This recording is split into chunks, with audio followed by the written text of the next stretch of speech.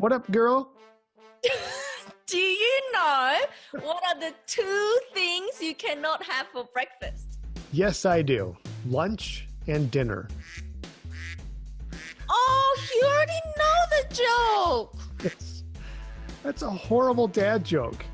Horrible one. That's almost as bad as an egg and a piece of toast walk into a bar. And the bartender says, sorry, we don't serve breakfast here.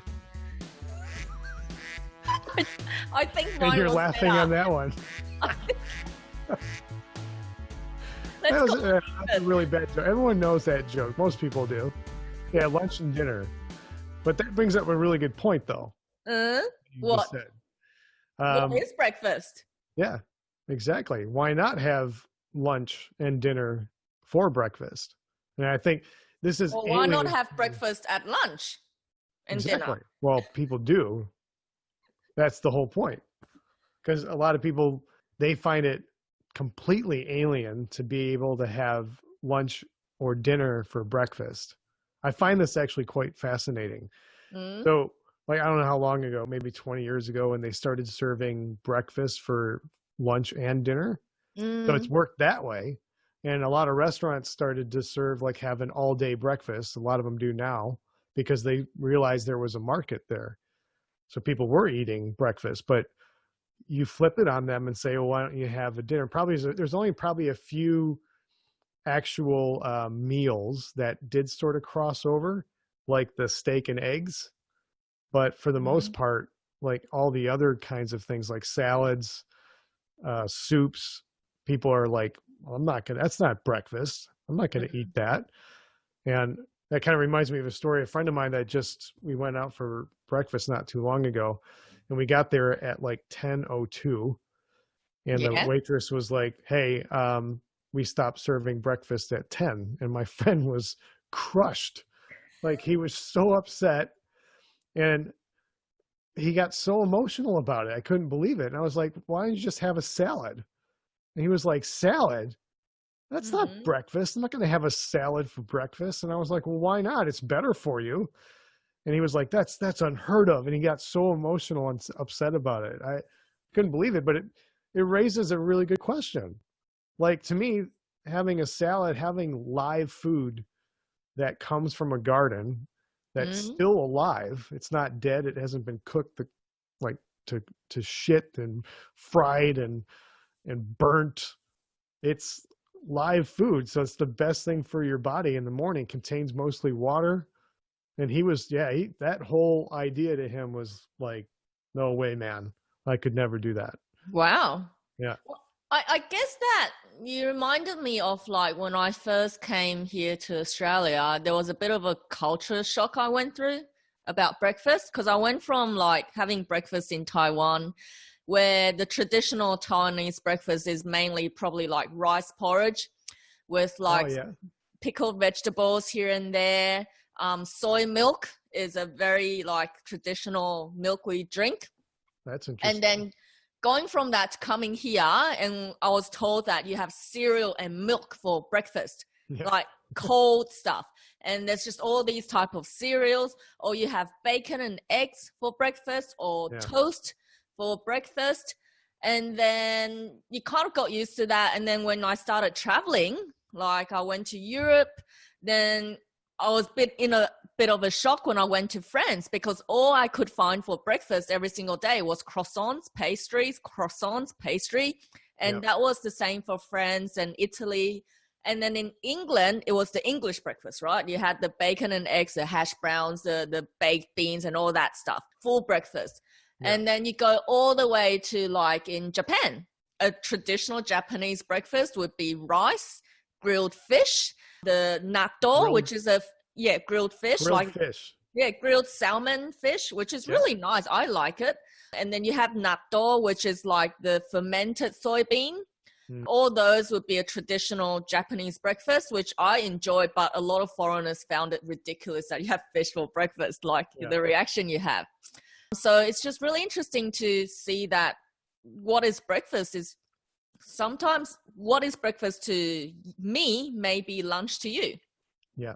Yeah. And I think it's actually quite silly to think about where breakfast comes from and why people think To me, and there's so many people here that in Australia and the United States, that whole idea, yeah, like having fish or Mm, a soup for breakfast is just almost blasphemy. It's hilarious to me. mm, Um, and what if you do travel around, like, I've been to different parts of Asia, India, like it's savory. It's not like mm, this sweet, milky thing. It's no eggs or bacon. mm, The only reason where you ever see it there is because they're accommodating a Western diet. But mm, most places in Asia too, they have leftovers from the night before. So I mm. think it really comes down, there's this pattern of a lot of it's coming from marketing. Like we were talking about on the last podcast about eggs, where that came from. Mm. Sigmund Freud's nephew that helped out Yeah. ham company. They asked him, he came up with this brilliant ad campaign Mm. of eggs and bacon based on a scientist, a doctor saying that Yeah. to help this company out, because the scientist actually worked for the company.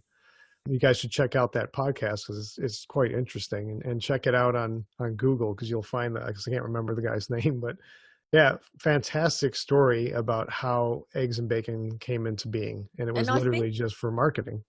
that's the same for like a glass of milk for breakfast as well, or Yeah, cereal and totally. milk for breakfast as well, right? Or Hmm. muffins for breakfast. It's all now looking at it, the more you say it, you see a pattern there. Oh, big time. It's whatever it's been advertised to be breakfast in the ads, or whatever the restaurants or the shops are selling during breakfast hours is Yeah, what we've been programmed to think that is breakfast, right. rather than thinking what should be the right breakfast for us then. Yeah, exactly. So what should be the right breakfast for us then? I think it depends on the person. Like, I think everyone out there, I think, should do what they think is right. But I think to change things up, especially if you want to lose weight or you want to change your health, stop eating the same thing that you've been having all the time. Like, Like 2 eggs for breakfast every day. yeah, or if you're a milk and cereal milk person, stop. Especially if you want to lose weight, there's tons of sugar in milk. There's tons of sugar in the cereals. Cut that stuff out. Try a salad, even Mm, if it's out in left field for you. I guarantee you will see changes in your body, not only just health wise, but you'll have a better mental focus. Your job will be easier. There's so many things that stack up. When you have a big giant breakfast, you feel lethargic afterwards. It weighs you down. And then if you're having pastries and things like that, you have this sugar peak spike that goes up, and then you just totally flatline crash afterwards, and you feel like crap the rest of the day. That's why people reach for other kind of stimulants like coffee and mm, caffeine to wake them up. But it's just a really bad habit to get into, and the market knows it. So of course they're going to sell it to us. They're going to advertise it like crazy. So that's mm, where you see everywhere, have this for breakfast, have this and this. They're splashing it everywhere because they know people are reaching for band-aids to help them get through the day. But if mm, you change that up and you start having live foods and healthier foods, or go at your own pace. If you work out, obviously you're not going to go and have a giant breakfast before you work out. You're probably going to have a juice, maybe a light protein shake, if that. And then there's also the real popular one now is like fasting, where you don't eat till 10 mm. in the 10 in the morning or after. And there's some great benefits and studies on that. So I think, yeah, what is breakfast? I think breakfast is whatever you want it to be. And I Okay. think if you're reaching or looking for a change in your health, to me, that's the a great place to start. Mm. Switch it up, So change is it. it a rule of thumb that we can follow on what we definitely should not have? Yeah, I would say, like, instead of just reaching for that same thing that you have every day, make it 1 or 2 days. Mm. Think of it as like, they call it like a ZAG meal, where you have 1 or 2 meals a week that is kind of like a treat. Because to me, like, cereal's like candy. I mean, it's what it really it's what it is. A croissant or pastry, that should be a treat. Should only be having that like once in a great while. And there's nothing wrong with that. Like everyone would love a little muffin or a pastry because it's full of sugar, but cut it back, especially if you want to change your diet and change your lifestyle and your health. And yes, really look at that and think, you know what, I'm only going to do this once or twice a week. And that will help out massively.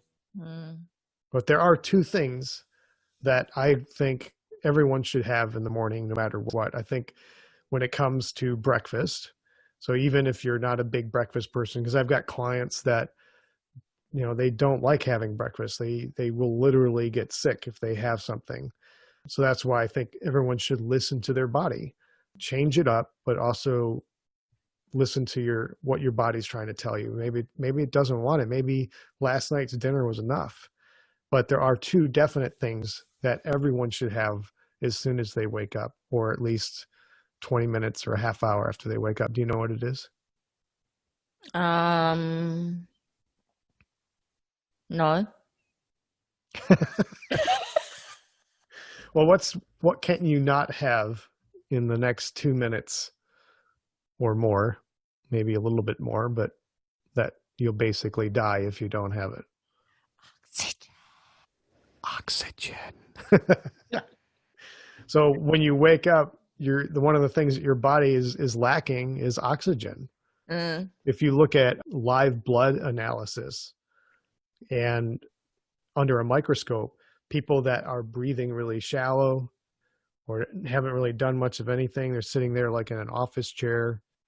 They take live sample, their blood, all the cells are deflated and all clumped up. But if you get them to breathe and do a breathing exercise, you'll actually see the cells a lot more rounder, starting to separate from each other. Oxygen gives you energy. It's the number one thing. If you don't have it in the next couple of minutes, you're going to die. So give your body oxygen, do breathing exercise, do a workout, do yoga, do something to get oxygen in there. And then the next thing is water. Water is the next best thing, because you wake up, you're dehydrated, your body hasn't had anything. Most people reach for coffee and caffeine and other things, and that's like the worst thing you can do. So having a glass of water with some lemon in it, or maybe a little bit of apple cider vinegar or something like that, not too much because it can be really hard on your stomach, but a big full glass of water and lots of oxygen. That will start your morning off right. And then go to the toilet. Exactly. And pee that stuff out.